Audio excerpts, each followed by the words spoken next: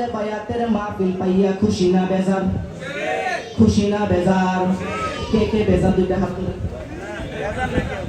কে কে খুশি দুইটা হাত তুলে আল্লাহর দেখান।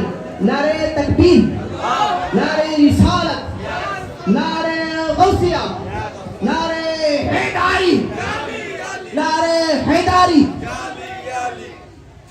মা ফাতেমার দরবারে মাওলা হুসাইন আলাইহিস সালাতু ওয়াস সালাম মামলা দায়ের করলেন। ও আম্মা গো, কালকে তো ঈদুল ফিতরের দিন, কালকে কত বাবা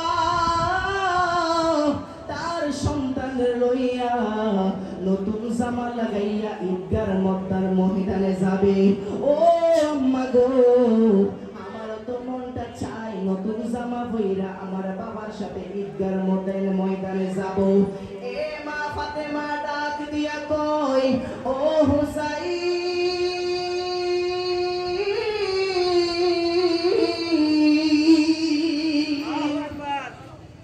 সকলে যদি পিছে বসে থাকে তাহলে কি এটা সুন্দর দেখা যায়?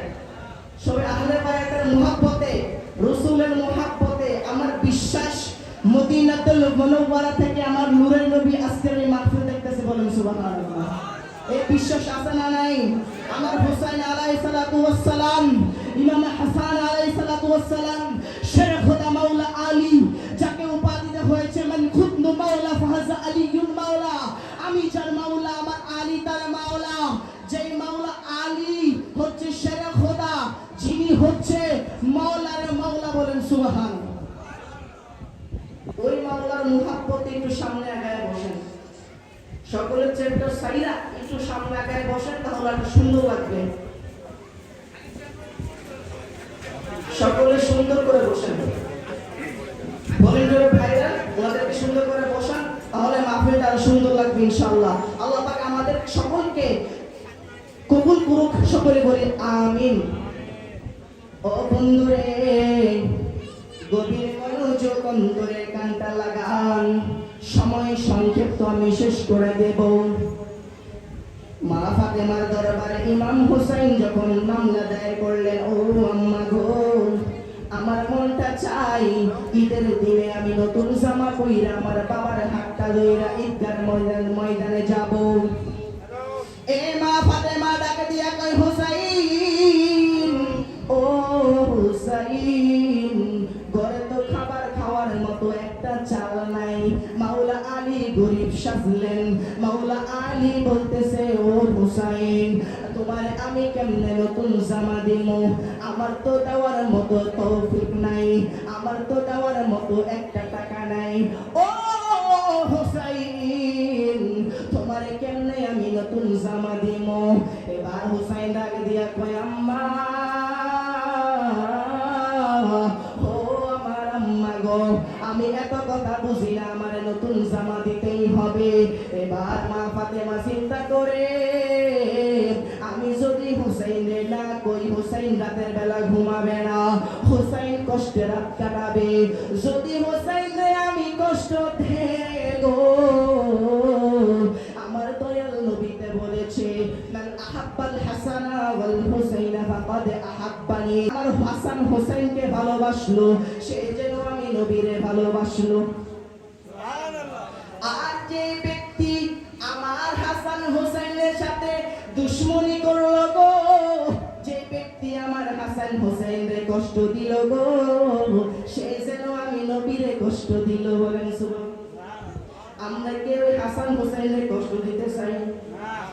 আমার কালিম ভাই আজকে কত সুন্দর করে মাওলা আলীর মুহাব্বতে, মা ফাতেমার মুহাব্বতে, ইমাম হুসাইনের মুহাব্বতে, ইমাম হাসানের মুহাব্বতে এত সুন্দর করে মাহফিল সাজাইলেন। ও বন্ধুরা, আমরা মাওলা পাকের দরবারে একটাই ফরিয়াদ জানাই, ও আমার আল্লাহ,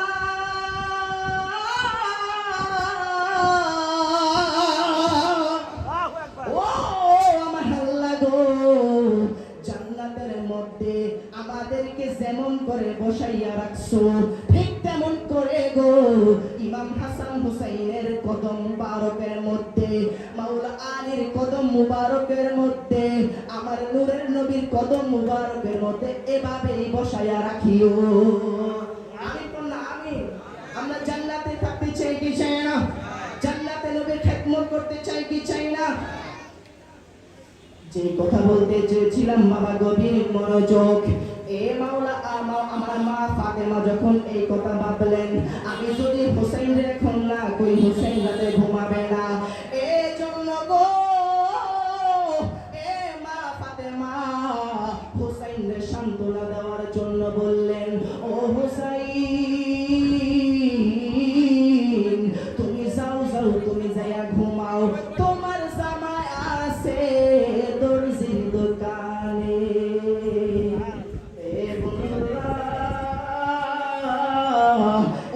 ইমাম হুসাইন যখন কই কথা শুনলেন, নতুন জামা হয়েছে, নতুন জামা আছে দর্জির দোকানে, ইমাম হুসাইন শান্ত হয়ে গেছে রে। এবার রাতের বেলা ঘুমায়া গেছে গো। এইদিকে মা ফাতেমা রাতের বেলা ঘুমায় না। মা ফাতেমা সেই নামাজটা পিছাইয়া মাওলার দরবারে সেজদার মধ্যে প্রেমের কানেকশন লাগাইয়া দিছে। আল্লাহকে মারলো রে মায়ের জহদনর হুতন, কে কারিয়া নিল মায়ের কোলের জাদু তোন। আল্লাহকে মারলো রে, আল্লাহকে মারলো রে মায়ের জহদনের হুতন, কে কারিয়া নিল মায়ের কোলের জাদু তোন। আল্লাহকে মারলো রে, আল্লাহ মাও নাই রে বাপও নাই রে, এমন বোনের বাই, সেই বাইয়ে দিহি পোড়াকে নদী পানি আনতে যাই। আল্লাহ মাও নাই রে বাপও নাই রে, এমন বোনের বাই, সেই বাইয়ে দিহি পোড়াকে নদী পানি আনতে যাই। তারে হে মাইরা আদারে করলো মদিনার ভুবন। আল্লাহকে মারলো রে, আল্লাহকে মারলো রে মায়ের জহতনের হুতন, কে কারিয়া নিল মায়ের কোলের জাদু দোন।